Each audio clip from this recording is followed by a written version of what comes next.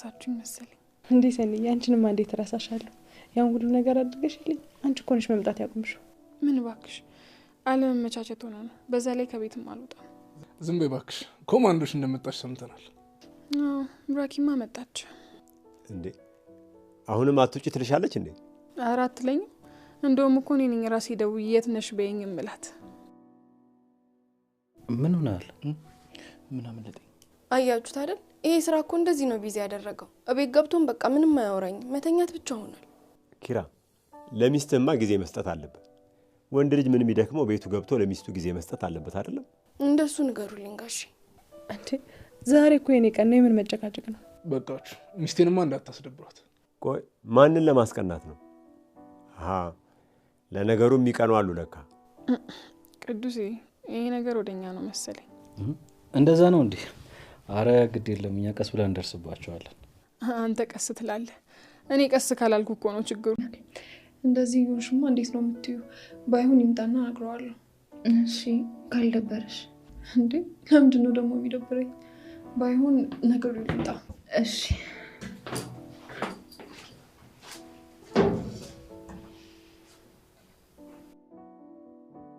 አምላኬ ሆይ ቆይ ግን እኔ መቼ ነው ታሜ እንኳን የማርፍበት ሰላማዊ ቤት የሚኖረኝ? ለነገሩ አንድ ቀን ይኖረኝ ይሆናል። እንደፈለኩኝ የማዝበት ማንም ሰው የማይቆጣጠረኝ እንደፈለኩ የምሆንበት ቤት።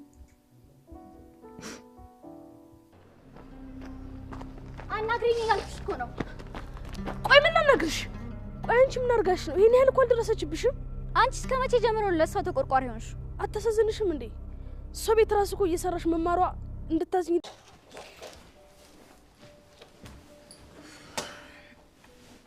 አይዞሽ በቃ በርታ ማለት ነው። አይ አሁን እኮ ደህና ነኝ። ለቀቅ እያደረገኝ ነው። ቆየብሽ እንዴ እንደዚህ ህመሙ? አዎ እባክህ ራሴን ማወቅ ከጀመርኩ ጊዜ ጀምሮ ነው ጀመረኝ። እንዴት? ያው ማገናዘብ ስጀምር፣ ሀሳብ ምን ማለት እንደሆነ ሲገባኝ፣ ከአባቴ መራቅ ስጀምር። ግን ትንሽ ሰዓት ነው 6 ሰዓት ያመኝና ይተወኛል።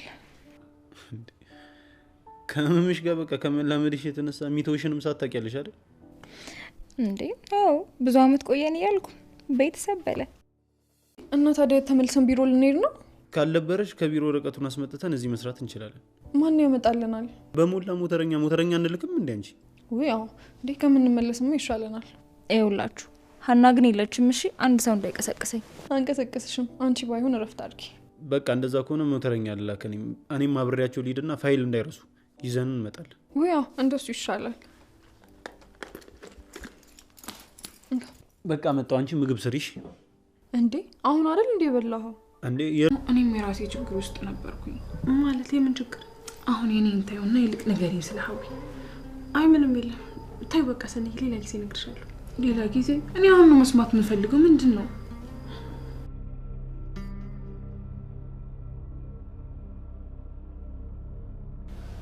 ተምሩ ቃልሽ ናስተውሽ ምንም እንዳትይ።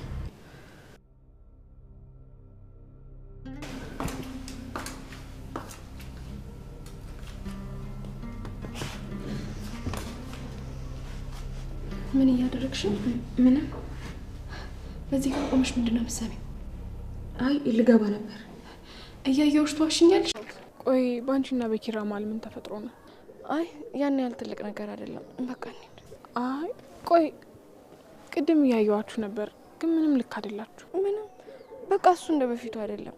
ከስራ ደክሞት ይመጣና ምንም ሳያወራኝ ይተኛል። በዛ ላይ ደግሞ እዛ ስራ ቦታ ያለችው ልጅ ቀልቤ ምንም አልወደዳትም። ብታይ ወደ እሱ ለመጠጋጋት ትሞክራለች። አባሯት ነበር እኮ ግን ድጋሚ ቀጠራት። እና በዚህ ምክንያት ትዳራችሁ መሀል ሴጣን እንዲገባ ልታደርጉ ነው? ያቅሜ ሞክሬያለሁ ግን አና አንቺ አና። እሺ ምን ላይ ደረሳችሁ?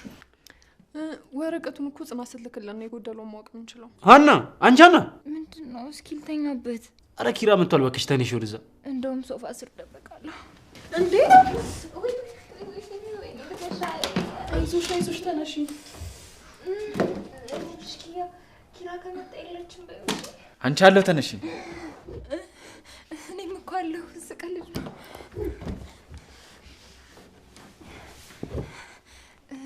ኪያ የት ነው ያለሁት? አይዞሽ እኔ ቤት ነሽ ስላልተረጋጋሽ ነው።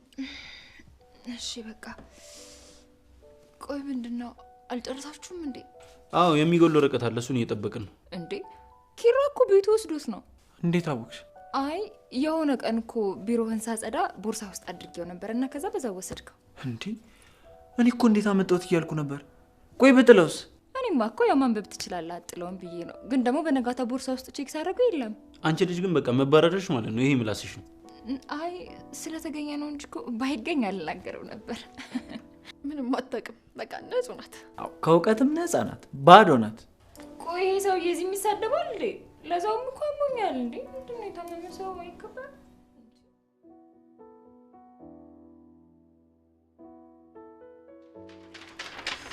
አናስ እሱን ወረቀት አስቀምጭ ይቀደዳል።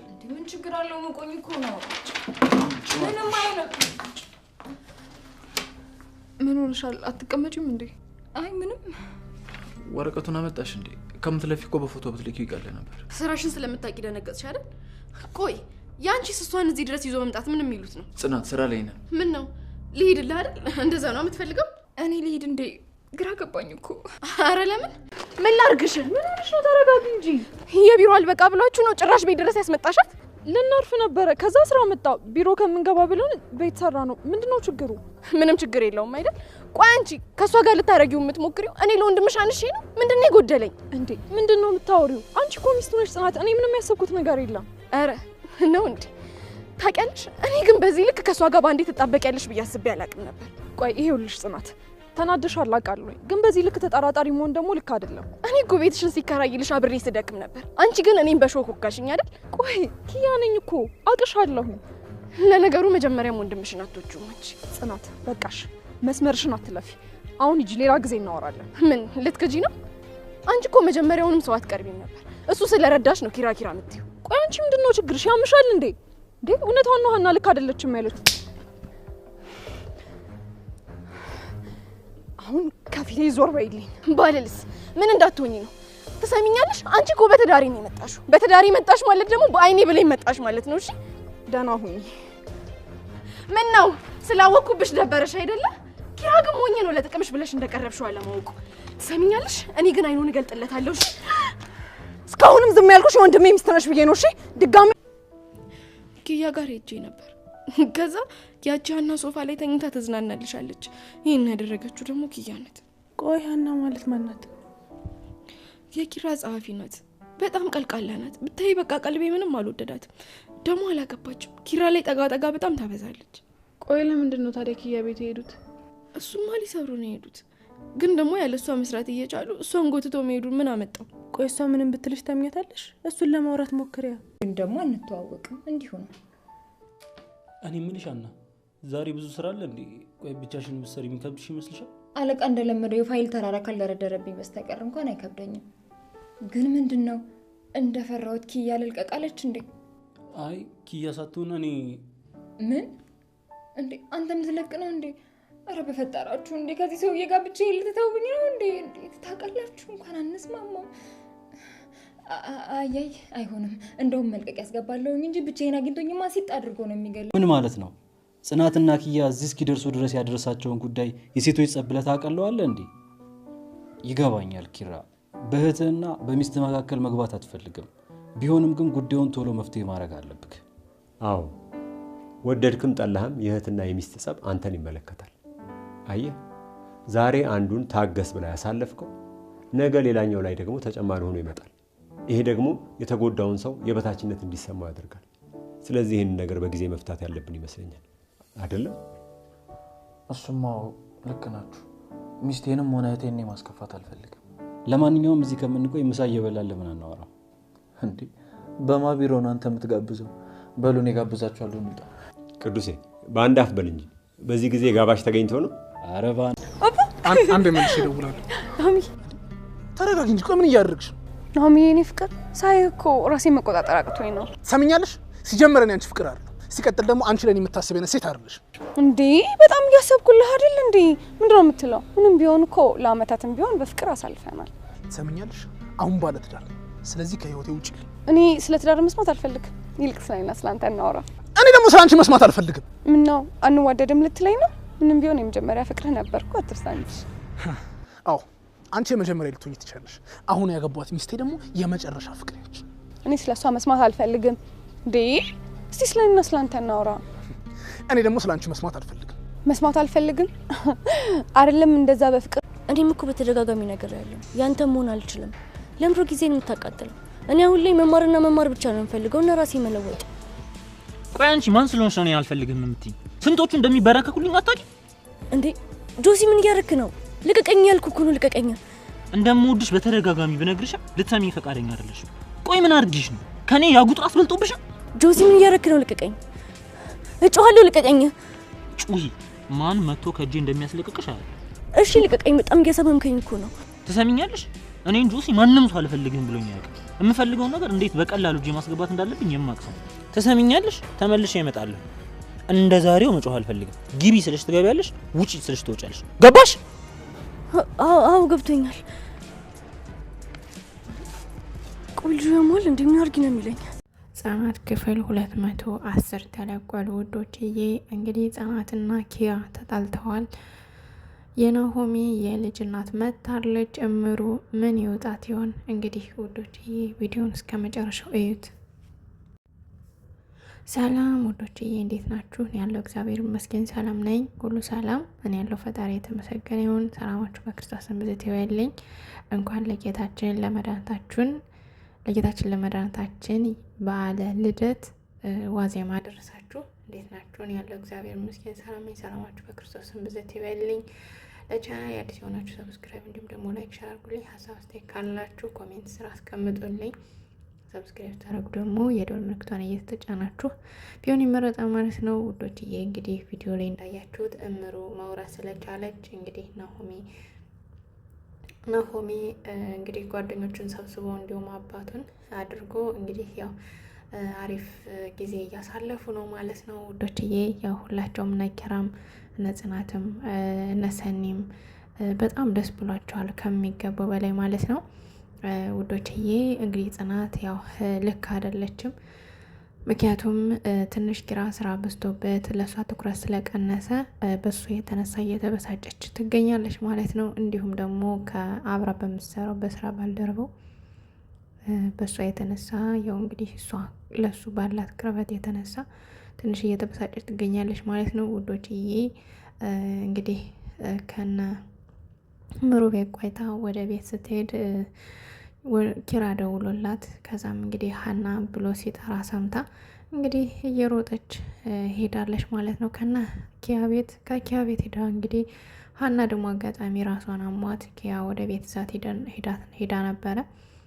እንግዲህ ወደ ቤት ይዛት ሄዳ ደግሞ ትንሽ ገደም ካለች በኋላ የሆነ ስራ ተደውሎላቸው ሄኖክም አብሯቸው ሄዶ ነበርና የሆነ ስራ ሲደውልላቸው እንግዲህ ወደ ቤት አምጥተው እየሰሩት ነበር ማለት ነው ተሰብስበው። እንግዲህ አጋጣሚ ኪራም ሄዶ ነበረ። ከዛም እንግዲህ ጽናት ሄዳ ተሰብስበው ሲታያቸው ከነ ኪያ ቤት እሷ ያሰበችው ሌላ ነገር ነውና ያው በጣም ተናዳ ጮሃባቸው ወጣለች ማለት ነው። ከዛም እንግዲህ ኪያ ለማረጋጋት ተከትላት እየሮጠች ዳስታስቆማት እንግዲህ ባሌን ለሌላ ልታደርገው እያሰብሽ ነው በማለት እንግዲህ ያው የከፋ ቃላት ብዙ ማይሆን መናገር የማትፈልገውን በቃ መናገር የሌለበትን ቃላት ሁሉ ተናግራታለች ማለት ነው። ከዛም እንግዲህ ጽናት ደግሞ መልሳ ኪያን ለጥፊ ስትመታት ኪያ እንግዲህ ራሷን ለመቆጣጠር ሞክራ ነበር። ነገር ግን ነገሩ ሲፈላባት መጨረሻ ላይ ጽናትንም ለጥፊ መታታለች ማለት ነው። ሁለቱም እንደዛ ተባብለው እንግዲህ ተመታተው ተለያይተዋል። እንግዲህ በእነሱ ምክንያት እንግዲህ ያው ኪያም ከቢሮ ቀርታለች ማለት ነው። ቤት ዘግታ እያለቀሰች ነበረ። እንግዲህ ሄኖክም ሄዶ እንግዲህ ለማበረታታት ቁልፍም ነበረው።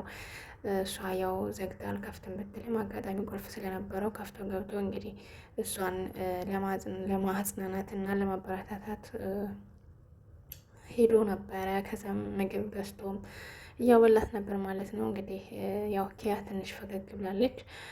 ጽናት ደግሞ እንግዲህ ጓደኞቿ አምሩና ሰኒ ሄደው ያው ጥፋቷን እየነገሯት ማስተካከል አለብሽ፣ ካሁን በፊት ደግሞ በጣም ጠንካራ ልጅ ነበርሽ፣ ስለዚህ አሁን ደግሞ ምን ተገኘ? ለምን እንደዚህ ትሆኛለሽ? መታገስ አለብሽ፣ ወደ ትዳር ስትገቢ ጋፍኛ ለምን እንደዚህ ጸባይሽ ሁሉ ይቀየራል? በማለት እንግዲህ እየተቆጧት ነበር ማለት ነው።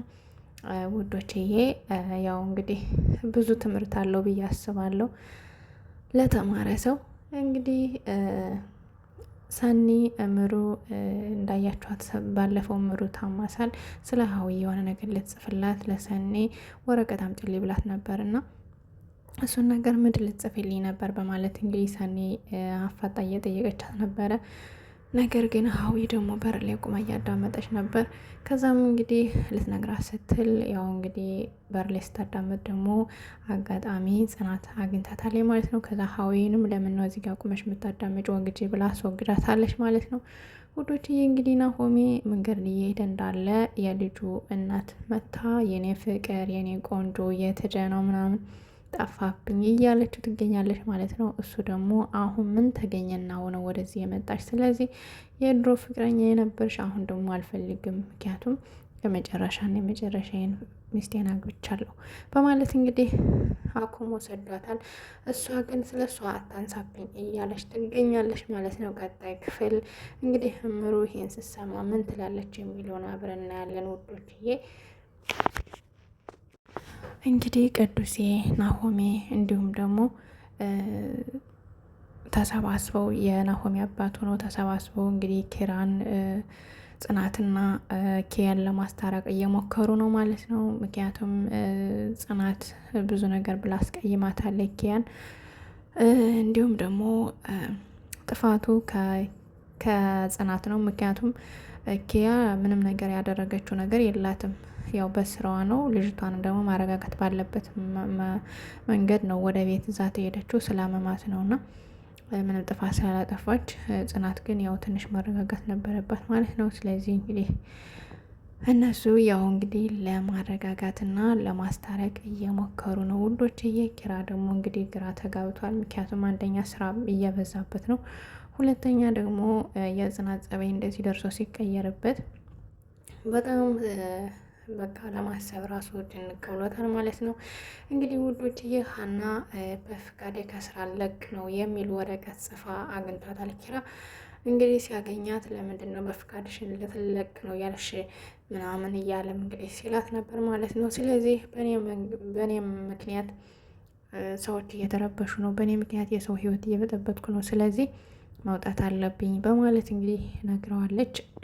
ነገር ግን ኪራ ደግሞ እሷ እንድትወጣ አይፈልግም ማለት ነው ውዶች፣ ምክንያቱም እሷ የምትሰራው ብዙ ስራ ስለሆነ ማለት ነው ውዶችዬ። እንግዲህ የዛሬው ክፍል ከብዙ በትንሹ ይህን ይመስል ነበር። ቀጣይ ክፍል እስከምንገናኝ ደህና ሰንብቱ። ውድና የተከበራችሁ የቻናሌ ቤተሰቦች ቪዲዮን ላይክ፣ ሼር እንዲሁም ደግሞ ለቻናሉ አዲስ ከሆናችሁ ደግሞ ሰብስክራይብ በማድረግ ቤተሰብ ሆኑ።